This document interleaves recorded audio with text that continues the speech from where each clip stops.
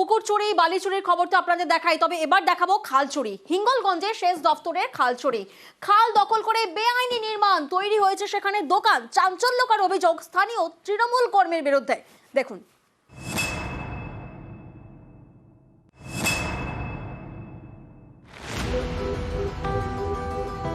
উত্তর চব্বিশ পরগনার হিঙ্গলগঞ্জের বিশপুর পঞ্চায়েত।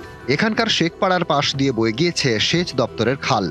এই খাল এলাকার জল নিকাশির বড় ভরসা। এমন একটি খালেরই একাংশ দখল হয়ে গিয়েছে। খালের উপর তৈরি হয়েছে কংক্রিটের নির্মাণ, তৈরি হয়েছে দোকান। অভিযোগের আঙুল এলাকারই তৃণমূল কর্মী দিনো শেখের দিকে। স্থানীয়দের অভিযোগ, আগে একবার এখানেই দোকান তৈরি করতে গিয়েছিলেন দিনো। ইটের গাঁথনিও উঠেছিল, তা ভেঙে দেওয়া হয়।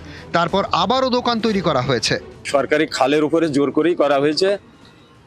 আমি যতটুকু জানি একবার এটাকে ভেঙে দেওয়া হয়েছিল, কিন্তু জানার মাধ্যমে ভাঙা হয়েছিল। তিনি বাড়িতে না থাকার ফলে দেখা গেল কি আবার সেটাকে করা হয়েছে, আবার দখল করে ওটা ভোগ করা হচ্ছে। আমরা সবাই চাই কি ওটা দখলটাকে উড়িয়ে দিয়ে খাল খালি থাকুক। খালকে এইভাবে অবৈধভাবে দখল করে বাস করা যায় না। যারা আশেপাশে বাস করে তাদের খুব অসুবিধে, জলটা নিকাশ হতে খুব অসুবিধে। তার জন্য সবাই আবেদন করেছিল, কিন্তু আবেদন থাকাকালীন এখানকার শাসক ক্ষমতায় যারা আছেন তারা না মেনে যে খালের উপর দোকানটা অবৈধভাবে দোকানটা বসিয়ে দিয়েছে। খাল দখল করে বেআইনি নির্মাণ, অথচ এ বিষয়ে নাকি কিছুই জানেন না তৃণমূল পরিচালিত পঞ্চায়েত প্রধান। আমি যতটুকু জানি যে আমি আসার পরে তো এরকম কোনো কাজ হয়নি খালের উপরে। আপনি আসার পরে না হলেও আপনি দায়িত্ব পাওয়ার পরে তো নিশ্চয়ই আপনার খোঁজ নেওয়া উচিত ছিল। একটা খাল দখল করে দুদিক দিয়ে করে একদম দোকানটা তুলেছে, পরিষ্কার করা যাবে না। গ্রামের মানুষ জলে ডুবে যাবে বর্ষাকালে। আচ্ছা, দেখছি আমি ওটা ব্যাপারটা।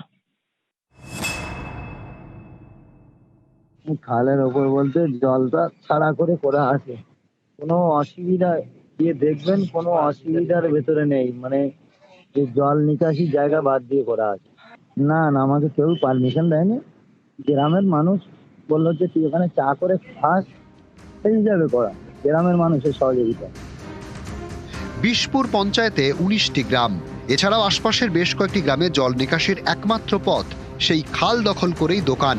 এই দোকান ভেঙে ফেলা হোক দাবি স্থানীয়দের। হিঙ্গলগঞ্জ থেকে অনুপম সাহা, নিউজ 18 বাংলা।